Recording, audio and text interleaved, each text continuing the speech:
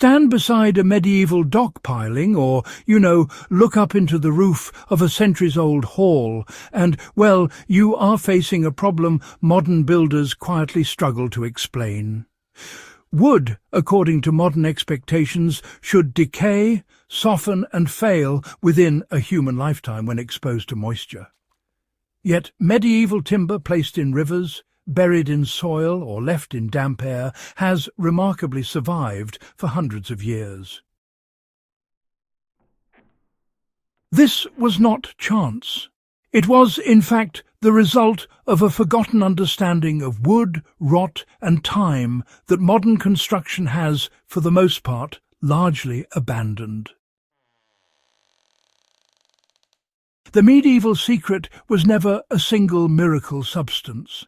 It was rather a system of choices, treatments and patience that worked with wood's natural behaviour instead of, well, fighting it.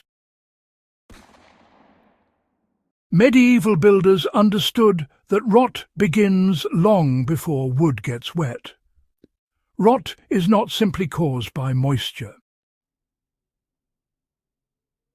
So, it requires oxygen, warmth and fungi capable of digesting cellulose.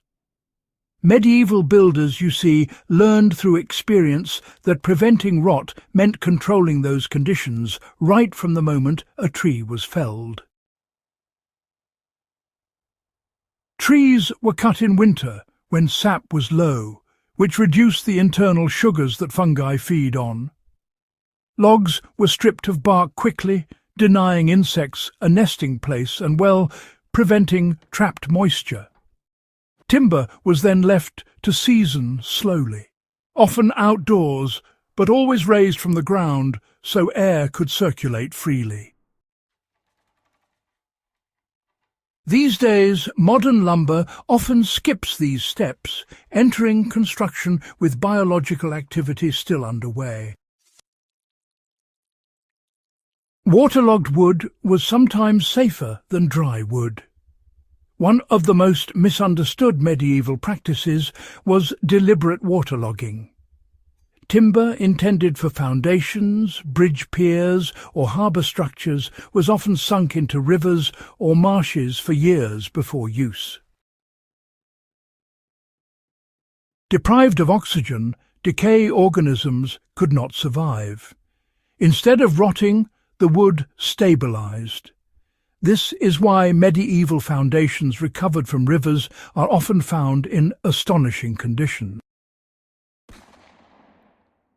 As long as oxygen was excluded, rot never started. Modern builders rarely exploit this principle, even though it is one of the simplest defences against decay. A modern application of this knowledge is, well, keeping ground contact wood either fully drained or, fully saturated, never letting it fluctuate between the two. The real preservation, you see, came from tar, resin and smoke. When medieval wood needed protection above ground, builders, well, they relied on pine tar, resin and smoke curing. Pine tar penetrated deep into the fibres, poisoning fungi and insects while, importantly, remaining flexible. Smoke curing deposited phenols that, further inhibited decay. These treatments did not form brittle surface layers, Instead, they soaked in and aged with the wood itself.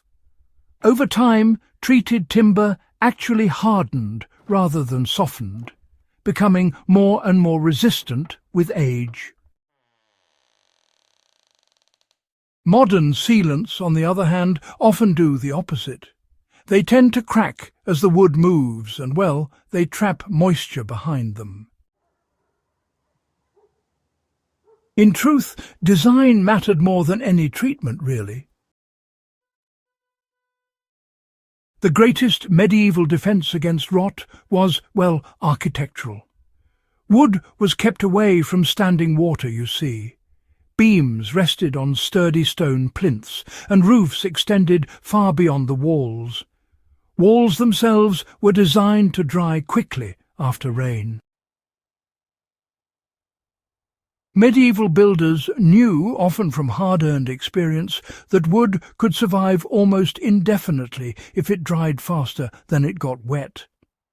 So they built structures that encouraged airflow, rather than sealing everything tight. This principle, you know, remains one of the most powerful tools for preventing rot, even today. You know, the slow pace of medieval building was part of the secret. Medieval construction moved at the speed of materials. Cathedrals, well, they took generations. Homes were expanded slowly. Timber actually had time to adjust to its environment before being loaded or enclosed. These days, modern construction compresses years of material movement into just months.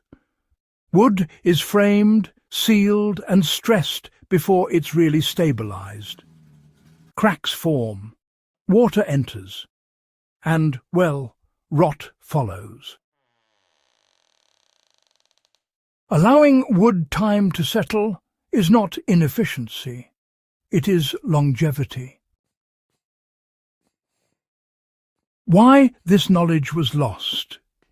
The industrial age changed priorities. Speed, uniformity and cost replaced patience and local knowledge.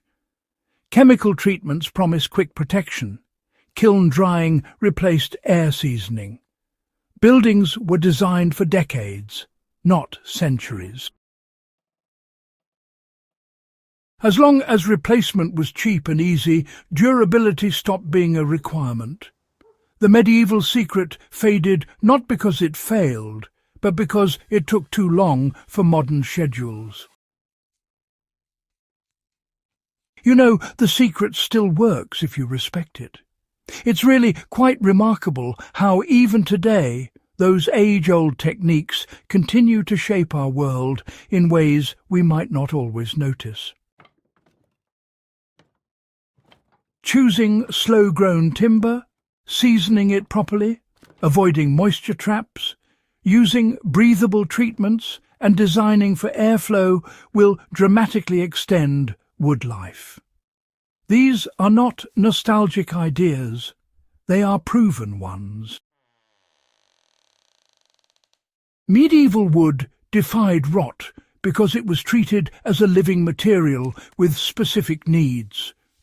When those needs were met, wood became one of the most durable building materials ever used. That is why medieval structures still stand. They were built with the expectation of survival, not replacement. If you value forgotten history, real-world material knowledge, and survival lessons drawn from what actually endured, subscribe to the channel and share this video with others who believe the past still has something important to teach us.